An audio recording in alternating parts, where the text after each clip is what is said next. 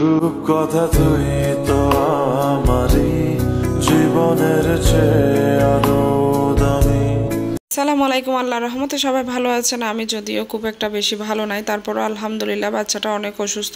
Weather change হওয়ার সাথে সাথে সবাই কম বেশি অসুস্থ হয়ে যাচ্ছে, বিশেষ করে জ্বর সর্দি কাশি একটা ঘরে ঘরে লেগে আছে। ছোট বড় কাউকে ছাড়তেছে না এই জ্বর সর্দি কাশিগুলো, ভাইরাস জ্বরের মতো। উঠে মাত্রই বাজারে চলে গেলাম। রায়হান কিছুই খাবে না, যদিও ফ্রিজ ভর্তি মাছ মাংস সবকিছুই ছিল, তারপরও তার কিছু না কিছু নতুন খেতে ইচ্ছা হচ্ছে। তো ভাবলাম যে কি খাবে, যদিও ভাত খাচ্ছে না একদমই।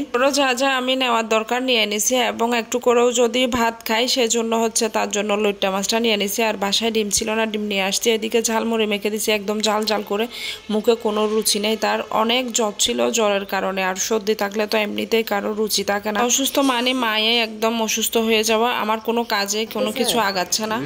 একটু ভালো লাগতেছে, সবাই জিজ্ঞেস করতেছে তো তুমি কেমন আছো, বলো সবাইকে বলো। জ্বর কমছে তো একটু ভালো লাগতেছে, জ্বর একটু কমছে। আজকে সারাদিন জ্বর আসছে। আচ্ছা সকালে আসছিল, বিকেল হয়ে আর আসা নাই। তো সবাই দোয়া করবেন।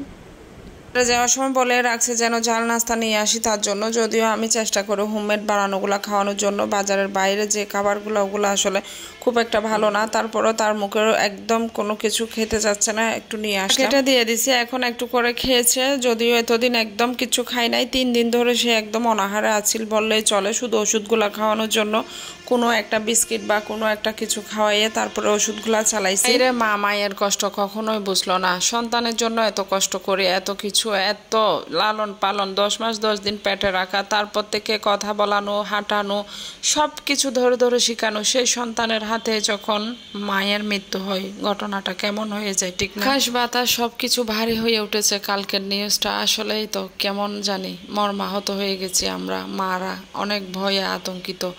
কার জন্য এতটুকু, কার জন্য এত কিছু। আসলে সবাই খারাপ হয় না, সবাই ভালো হয় না, এটাই তার একটা প্রমাণ। এটা কেউ বিশ্লেষণ করতে পারবে না বা করার ভাষা নাই। এতটাই মানুষ এই নিউজটা শুনে মর্মাহত। মায়ের মৃত্যুটা যে সন্তানের হাতে এভাবে হবে কোনো মায়ে আসলে বুঝতো না। যদি বুঝতো তাহলে তো ওই সন্তানকে জন্ম দিত না। আসলে মা তো মা না, মা সব পারে, জন্ম ঠিকই দিত।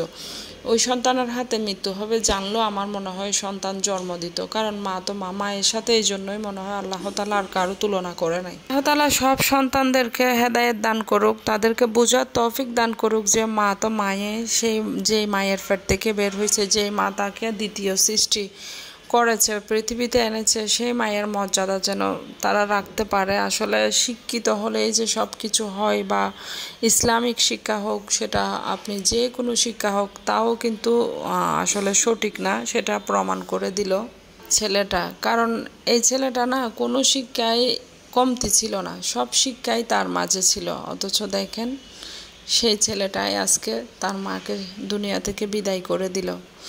তাহলে আমরা যারা বলি যে ইসলামিক শিক্ষা না থাকলে সন্তানরা মা বাবাকে দেখবে না, তাহলে এটা আসল কথা হচ্ছে যার ভিতরে কোনো মনুষ্যত্ব নেই, সে ইসলামিক হোক যে কোনো শিক্ষাই হোক, শিক্ষিত হলেও কোনো লাভ হবে না।